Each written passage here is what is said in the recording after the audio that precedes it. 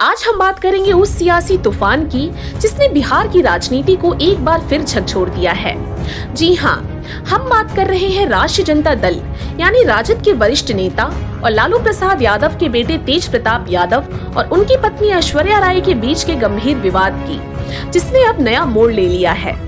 हाल ही में तेज प्रताप यादव की कुछ निजी तस्वीरें सोशल मीडिया पर वायरल हुई और उसके तुरंत बाद लालू प्रसाद यादव ने एक बड़ा ऐलान करते हुए अपने बेटे को पार्टी और परिवार दोनों से बाहर का रास्ता दिखा दिया। लेकिन अब इस पूरे घटनाक्रम पर तेज प्रताप की पत्नी ऐश्वर्या राय ने जो आरोप लगाए हैं, उसने पूरे लालू परिवार को कटघरे में ला खड़ा किया है। आपको बता दें कि तेज प्रताप और ऐश्वर्या राय का विवाह 2018 में हुआ था। ये शादी राजनीतिक और सामाजिक दोनों दृष्टिकोण से बहुत महत्वपूर्ण मानी गई थी, लेकिन शादी के कुछ ही समय बाद दोनों के बीच विवाद शुरू हो गया। मामला इतना बढ़ा कि ऐश्वर्या राय ने घरेलू हिंसा और मानसिक प्रताड़ना के आरोप लगाए और तलाक की अर्जी कोर्ट में दाखिल की।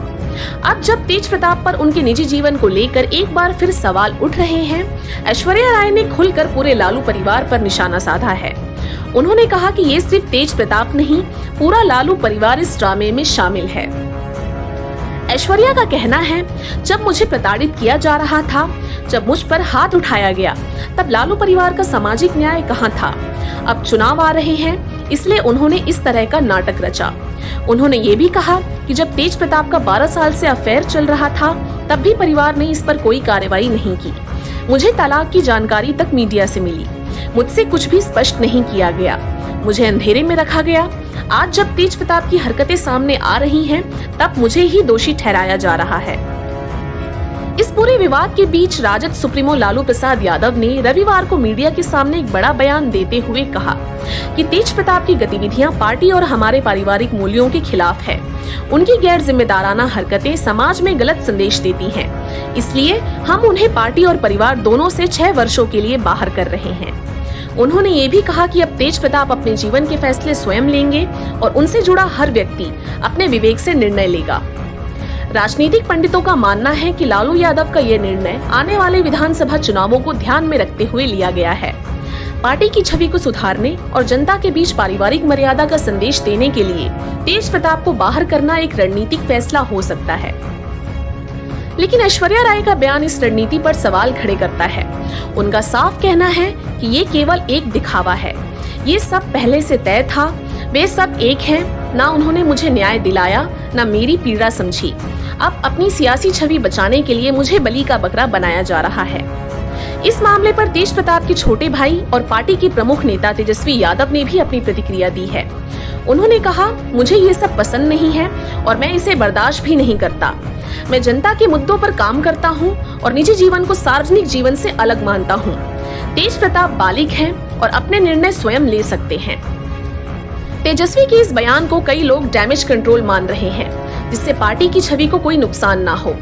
अब सवाल ये है कि क्या ये केवल पारिवारिक मामला है या फिर इसके पीछे कोई गहरी राजनीतिक चाल है।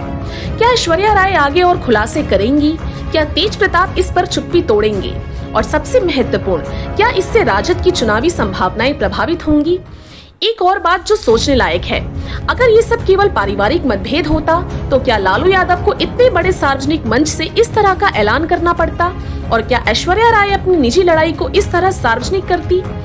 ये सवाल सिर्फ एक परिवार के नहीं, बल्कि पूरे बिहार की राजनीति की दिशा तय कर सकता है। तो बिहार की सियासत में ये विवाद केवल व्यक्तिगत नहीं है, ये सामाजिक, राजनीतिक और नैतिक मूल्यों की भी परीक्षा है। ऐश्वर्या राय की पीड़ा और उनकी साहस एक बड़ी बहस को जन्म देती है। क्या राजनीति में नैतिकता केवल एक दिखावा बन गई है? क्या महिलाओं के साथ केवल न्याय भाषणों में सिमट कर रह गया है?